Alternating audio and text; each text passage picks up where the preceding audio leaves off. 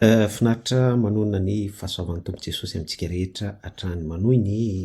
fanazavana ny amin'ny Paska hatrany isika satria za tena mahatsapa hoe important be sy ivom-pamonjena ity resaka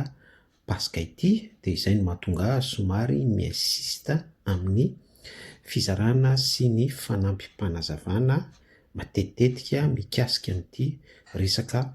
Paska ity. Important be ary tokony ho voarayan'ny olona fa hoe tokana ny Paska mahavonjy dia ilay Korinthiana voalohany 5:7 voavony Kristy Paska ho antsika. Efa nazavaintsika teto ihany koa ny Paska Jiosy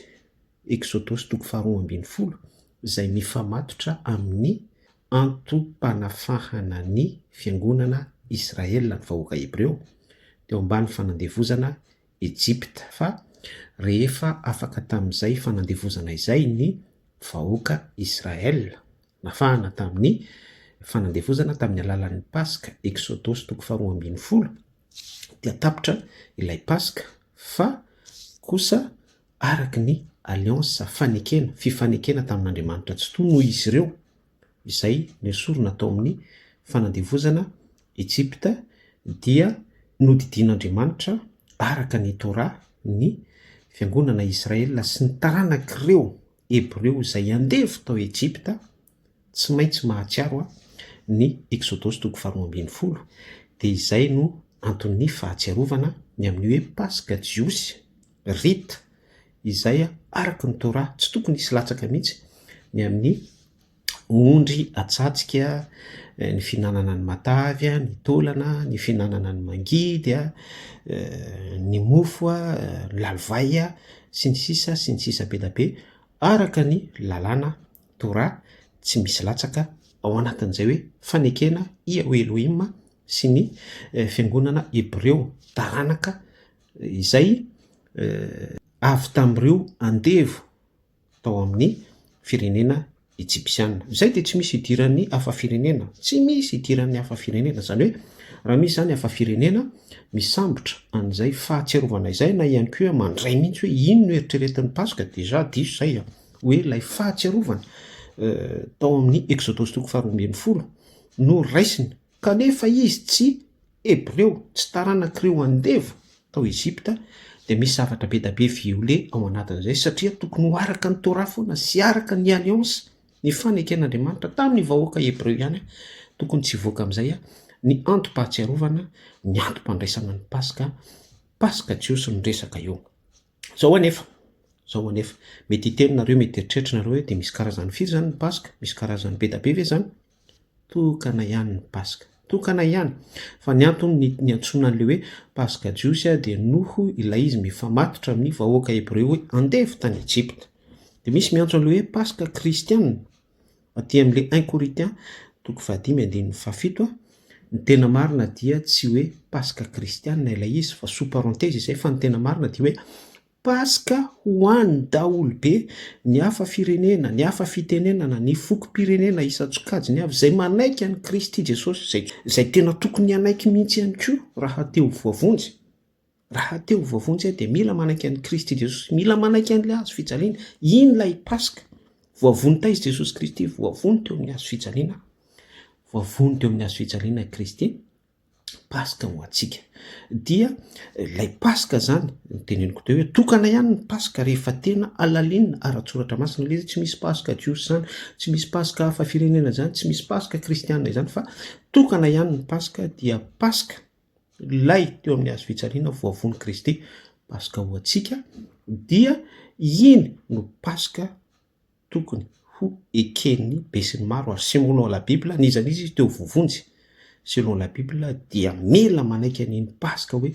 1 Corinthiens 5:7 voavony Kristy, Paska ho antsika iny. Zany hoe na ny Hebreo izay mahatsiaro ny nanafahana azy tany Ejipta ary Exodosy 2:20 dia obligé izy tsy maintsy manaiky an'ilay hoe fa voavony Kristy, Paska ho antsika. Sino mahatsiaro izy fa tsy voavonjy izy satria izy tsy nandray an'ilay Paska azo fijaliana Jesosy Kristy izay ny tanan'Andriamanitra mihitsy no namboatra azy tamin'ny alalan'ny fahasoavana izay mifono ny divinité an'Andriamanitra hasiny avy any ambony. Dikan'izay de hoe ianao mahatsiaro an'ilay no afahana tany Ejipta miresaka an'ilay vahoaka Hebreo zany. Kanefa ianao manao tsinitsinina an'ilay divinité an'Andriamanitra, ilay fitiavan'Andriamanitra fa toy izao ny tiavan'Andriamanitra izao tontolo izao nomena ny zanany tokana mba tsy ho very izay rehetra mino azy fa hanana ny fiainana mandrakizay. De tamin'ny alalan'ny Paska teo amin'ny hazo fijaliana no nanoloran'ny zanak'ondry tsy misy kilema Jesosy Kristy. De izay le hoe mba tsy ho very izay rehetra mino azy nomeny antsika ilay Paska.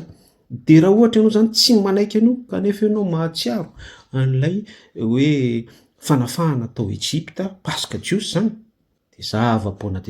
ozon'ny bokin'ny mpitory-teny. Zany hoe dommage mampalahelo fa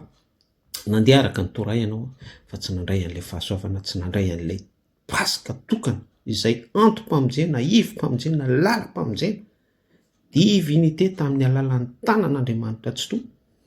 dia zava-poana de zava-poana eri-poverinena. Zay ny tena mampalahelo ary zay mahatonga anahy misisitra amin'ity lesona Paska ity hoe Paska tokana tokony ho eken'ireo na dia ireo tao anatin'ny alliance Torah navoaka tany Ejipta ra ireo andevy tany Ejipta ra ny taranak'ireo voazanaka tany Ejipta ra dia mila manaiky an'ilay hoe Kristy voavoana, zay izy vao maray an'ilay entité-ny plénitude an'ny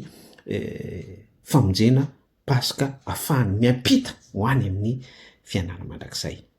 Ny fanampin'izany fanazavana izany de hoe be da be isika no somary saro-piaro miaisisitra miresaka hoe daty, calendrier Hebreo, hoe fanisan'andro Hebreo, hoe volana Nisany, Abiba, sy ny sisa be da be. Za tsy miteny hoe ratsy zany, tsy maninona mihitsy zany, tsy maninona zany, fa raha vao tsy mireconnaître mihitsy ianao an'ilay hoe voavony Kristy Paska ho antsika 1 Corinthiens 5:7 Jesosy Kristy, zava-poana de zava-poana zany resaka Abiba, resaka volana Nisana, fanisan'andro Hebreo, zava-poana de zava-poana zany hoe miverina amin'ilay zavatra nazavaintsika teo hoe mahatsiaro an'ilay Paska Jiosy fanandevozana tao amin'ny Ejipta ianao kanefa ianao indrisy fa tsy fantatrao ilay tena Paska Jesosy Kristy teo amin'ny hazo fijaliana dia eri-poverimaina ilay izy. Eri-poverimaina, mampanahelo tena mampanahelo zany. Zay indray no afaka nozaraiko anao androany. Tianao Jesosy? Rahasoa.